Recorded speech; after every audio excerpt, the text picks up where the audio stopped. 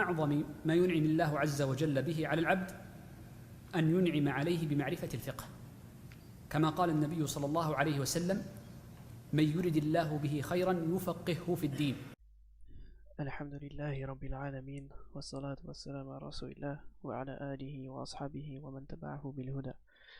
Donc, nous faisons la dernière partie de Kitab al-Tahara, le livre de la purification, et aujourd'hui on voit la purification de l'impureté. Comment on purifie les impuretés?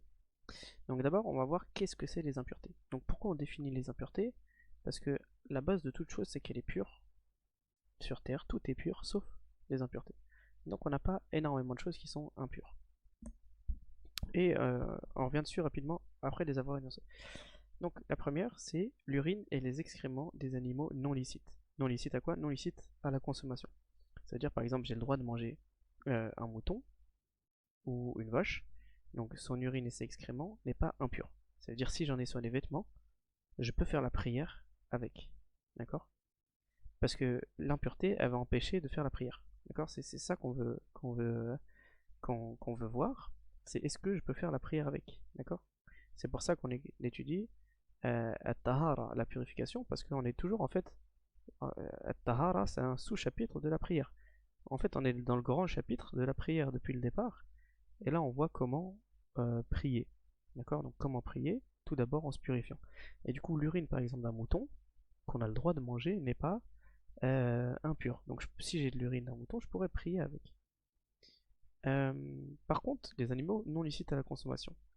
Donc les animaux non licites à la consommation, par exemple, les fauves. Les fauves ou les carnassiers. En général, les carnassiers, par exemple les loups, les renards, les lions, les tigres, donc tous les fauves et aussi les autres carnassiers, hein, donc que ce soit des canidés ou autres, on n'a pas le droit de prier là avec un vêtement qui aurait de l'urine et des excréments. Donc bon, nous en France en général ça nous arrive peu, sauf par exemple le chien. D'accord, le chien, on n'a pas le droit de manger un chien, donc euh, automatiquement son urine est impure. Ok. Euh, et ça peut être un problème par exemple qui arrive dans certains pays où chez eux ils ont des fauves pour chasser ou bon, même aujourd'hui malheureusement ils prennent des fauves pour les avoir dans leur maison. Voilà, s'ils auraient s'ils avaient de l'urine de fauve sur leurs vêtements, ils ne pourraient pas prier avec. Voilà. Donc ce qu'on regarde ici, c'est est-ce que je peux manger l'animal ou non. Si je peux le manger, son urine comment dire, n'est pas impure. Si je ne peux pas le manger, son urine est impure. On regarde juste ça. Le porc, je peux pas le manger, son urine est impure. Le chien, je peux pas le manger, son urine est impure. Le lion, je peux pas le manger, son urine est impure. Voilà, très simplement. Le cheval, j'ai le droit ou pas? Je regarde. Le mouton, j'ai le droit ou pas? Je regarde. La vache, j'ai le droit ou pas? Je regarde. D'accord? Vous voyez. Donc c'est ces choses-là c'est cette chose-là qu'on regarde. Ensuite, la dépouille. Donc la carcasse, la dépouille d'un animal mort. Sauf ce qui est exclu. Ce qui est exclu, c'est certaines choses. Donc là, elles sont en bas ici. Donc la première des choses, la première des dépouilles qui n'est pas impure, c'est le corps humain.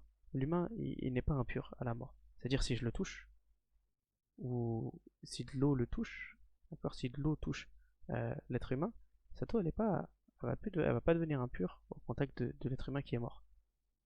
Également, ce qui n'a pas de sang, ce qui n'a pas de sang qui coule. Donc ça va être les insectes en général.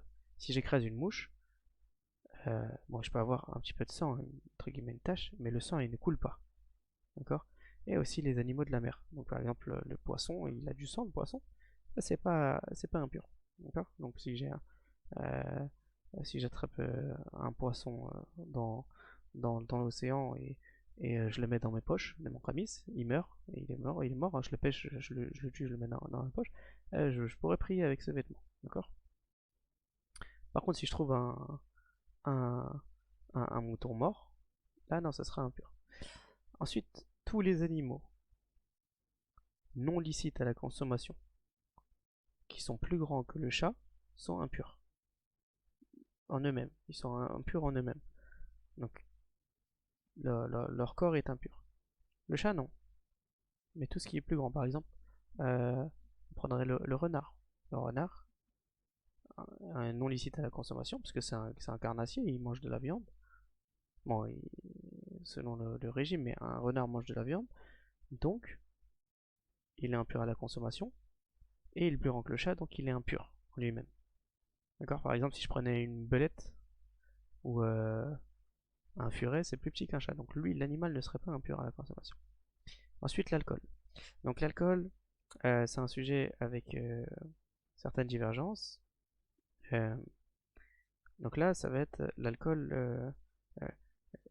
Voilà, il y a entre guillemets, deux types d'alcool. Il y a l'alcool que l'on consomme, d'accord, comme le vin, d'accord, le vin, l'alcool que l'on va consommer pour boire, d'accord, et l'alcool comme on voit aujourd'hui, c'est une problématique qui revient dans les parfums, avec l'alcool éthylique, je crois qu'il me semble que c'est comme ça qu'il s'appelle, dans les parfums, mais ça c'est pas un alcool de consommation. Donc certains savants font cette différence. Ils vont vous dire l'alcool, donc par exemple s'il y a malheureusement on se retrouve en France avec des gens qui boivent de l'alcool, une bouteille de vin elle tombe, ça tombe sur mes vêtements, je dois laver ces vêtements, je peux pas prier avec de l'alcool. Par contre, ils vont faire la différence avec l'alcool éthylique qui est dans un parfum. Donc qui toucherait, si on se mettait un parfum sur notre corps, on va pas la rincer avec de l'eau pour enlever ce parfum. Vous voyez la différence. Donc tous les types d'alcool, hein. Je vous ai dit le vin, mais ça peut être autre chose. Si des personnes y boivent de la bière et ils nous touchent avec de la bière, c'est pareil, ça serait impur. Donc je devrais laver le vêtement qui est touché par cette impureté. L'alcool est impur. Également le vomi, également le sang et le pus, mais on pardonne ce sang et ce pus si on le trouve en petite quantité. Par exemple, quelqu'un qui a un bouton, il y a un petit peu de pus qui sort, ça c'est pas grave. Et pareil, s'il y a un tout petit peu de sang qui sort, ça touche son t-shirt, c'est pas grave. D'accord. Également, parmi ce qui va être impur, le liquide pré-spermatique. D'accord, c'est le liquide qui vient lors de l'excitation lors d'un rapport. Et également, El Wadi, c'est un liquide qui vient après avoir uriné, qui a à peu près la même apparence que le premier ici, mais qui vient après. Donc ça, celui-là, c'est bien le pré-spermatique, et celui-là, c'est le Wadi, je sais pas comment ça s'appelle en français. Mais c'est un liquide qui se ressemble, blanc, transparent, un petit peu collant, qui vient après être allé aux toilettes. Ensuite, on va voir les procédés de purification. Ah oui, également, excusez-moi. Mince. Ouais, désolé. Également, donc, le sperme, ce qu'on appelle mani en arabe, et les pertes ou comment dire, l'humidité, les liquides qui s'écoulent du sexe de la femme. Or, les rapports sexuels sont purs. Par exemple, parce qu'on va avoir des pertes blanches, les choses comme ça. Ils sont purs. Mais à partir du moment où ils sortent, faut refaire les ablutions. Mais s'il y en a sur les sous-vêtements, ils sont purs, donc on peut prier avec ces sous-vêtements. Vous voyez la différence? À partir du moment où ils sortent, on doit refaire les ablutions. Parce qu'on a vu dans les animatifs des ablutions que tout corps sortant des orifices de sortie naturels annulait les ablutions. Mais il va pas être impur. Par contre, si j'ai une goutte d'urine qui touche un vêtement, je dois laver ce vêtement. Et en plus de ça, refaire les ablutions. Quand il est sorti, quand il s'est écoulé. D'accord? Par contre, toucher une impureté avec ses mains, ça annule pas les ablutions. Si j'ai un enfant qui, par exemple, urine sur son pantalon, je lave le pantalon. Donc forcément, entre guillemets, si je le lave à la main, je vais peut-être toucher avec de l'urine. Ça n'annule pas mes ablutions. On enlève une impureté, mais enlever une impureté n'implique pas de refaire les ablutions. On est d'accord? Et ah oui, également, je voulais rajouter aussi, là on a vu ce qui était impur. Il y a des gens qui font un amalgame entre impur et ce que nous, on va appeler sale. Il y a de la saleté. Et ça, c'est un sujet très important pour la prière. Donc voilà, on vit dans un pays où c'est pas forcément facile de prier dans certains endroits.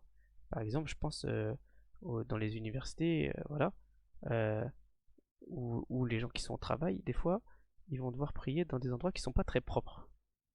Il va y avoir de la poussière, il peut y avoir de la terre un peu. Et ben ça, c'est pas une impureté. Ça, c'est de la saleté. C'est autre chose. J'ai le droit de prier où il y a de la saleté, mais je prie pas où il y a de l'impureté. C'est pas de l'urine par terre. Par exemple, s'il y a une cage d'escalier où des gens ils urinent dedans, là oui, je prie pas. Là, c'est d'accord. Mais si par exemple, le seul moyen de faire la prière à l'université, par exemple, c'est de prier dans les escaliers de secours. Ces escaliers de secours, personne ne vient faire le ménage dedans. Ça veut dire, bon, bah, de base, j'évite de m'asseoir par terre, je vais peut-être me relever, avoir de la poussière un petit peu blanche sur moi, des choses comme ça. Mais faire la prière dans cet endroit-là, c'est totalement correct, et c'est ce qu'il faut faire. D'accord? Donc voilà, c'est un petit amalgame que beaucoup de gens font. Donc on reprend. Donc le sperme, donc le liquide qui est émis lors de l'éjaculation, il est pur.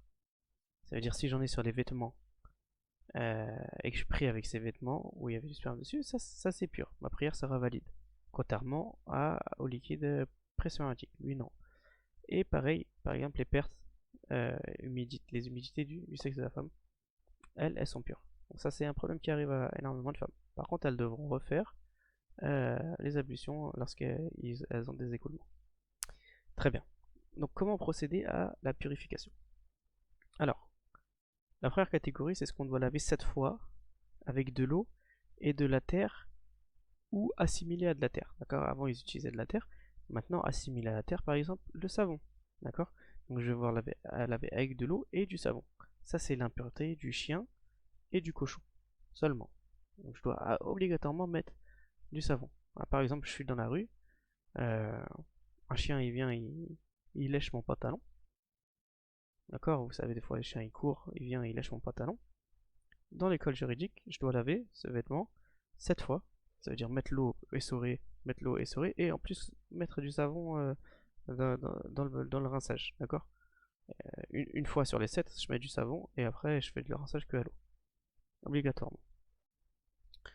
Ensuite, les autres rinçages, ça va être avec de l'eau sans terre. Donc avec l'eau, on va avoir 3 catégories. On va voir ce qu'on va dire en aspergeant d'eau. C'est-à-dire on prend un peu d'eau et on l'asperge, on la jette sur les vêtements. Ça va être une purification entre guillemets atténuée. Ça va être la plus faible. Et ça c'est pour une seule chose, c'est pour l'urine du petit garçon. Pas de la petite fille, du petit garçon qui ne mange pas encore. Il fait que téter du lait. D'accord? Il mange pas de plat. D'accord? Il fait que téter du lait. Lui s'il urine, on prend de l'eau, on la lance entre guillemets sur ce vêtement par exemple qui est touché. Ça suffit, on l'asperge, on met un petit peu d'eau. Alors qu'un lavage, c'est que l'eau elle rentre et qu'on les sort. D'accord? C'est la différence avec un rinçage. Donc à l'aide de un seul rinçage, c'est des impuretés sur le sol. Donc pas les vêtements, le sol. Par exemple, la terre dehors. Je suis dehors, je lance un seau d'eau, ça nettoie. C'est un seul rinçage. D'accord? Ou le sol, chez nous, le parquet. Ces choses-là, d'accord? Et dans le madhab, la dernière chose, c'est à l'aide de 7 rinçages. Ça, c'est ce qu'on appelle parmi aussi les mufradat, les spécificités du madhab. 7 rinçages. Donc, c'est les autres impuretés. C'est-à-dire, dans le madhab, un vêtement, pour le purifier, qui est par exemple touché par de l'urine, je dois le rincer 7 fois. C'est-à-dire mettre de l'eau, essorer, mettre de l'eau, essorer, mettre de l'eau, essorer 7 fois. D'accord? Ça, c'est l'avis officiel. Et après, il y a l'avis secondaire du madhab. C'est celui sur lequel la plupart de nos savants aujourd'hui sont. Pour la plupart, c'est une seule fois, tant que l'impureté est partie. Ok? Donc c'est un deuxième avis du madhab. C'est un avis fort aussi dans le madhab. Mais le mu'tamad, c'est 7. Et enfin, on a aussi ce que l'on purifie avec 3 essuyages minimum. C'est quand on va aux toilettes, on a le droit de s'essuyer avec 3 papiers, comme on l'a déjà vu, sans eau. Et c'est uniquement pour l'essuyage. Et enfin, une chose importante, c'est que dans le nettoyage des impuretés, il n'y a pas besoin de l'intention. Ça veut dire si je donne à mon enfant de 8 ans qui n'est pas censé avoir d'intention parce qu'il est encore il n'a pas atteint la puberté, il n'a pas forcément donc il n'a pas son intention ne compte pas à cet âge-là. Je lui donne, je lui dis rince ce pantalon, il y a de l'urine dessus. Dis-moi que c'est rincé, c'est rincé. Si il y a dehors, il y a un endroit où la veille je vois quelqu'un et il urine à cet endroit-là. Moi le lendemain je dois faire ma prière à cet endroit-là, mais entre temps il a plu. Et l'eau est passée, ça a rincé. Je pourrais prier à cet endroit-là. D'accord? Dans ce cas-là. Bon, c'est des choses qui forcément nous arrivent pas souvent, mais voilà, faut le savoir. Donc voilà, alhamdoulilah, on a fini du coup ce chapitre de la purification de l'impureté. Et alhamdoulilah, on a fini du coup tous les chapitres de la purification. Et on va pouvoir commencer avec les autres. Voilà, donc on est toujours dans les conditions pour effectuer la prière. Ça c'était la première condition, la pureté. On va pouvoir enchaîner avec les autres conditions de la prière. Alhamdulillah.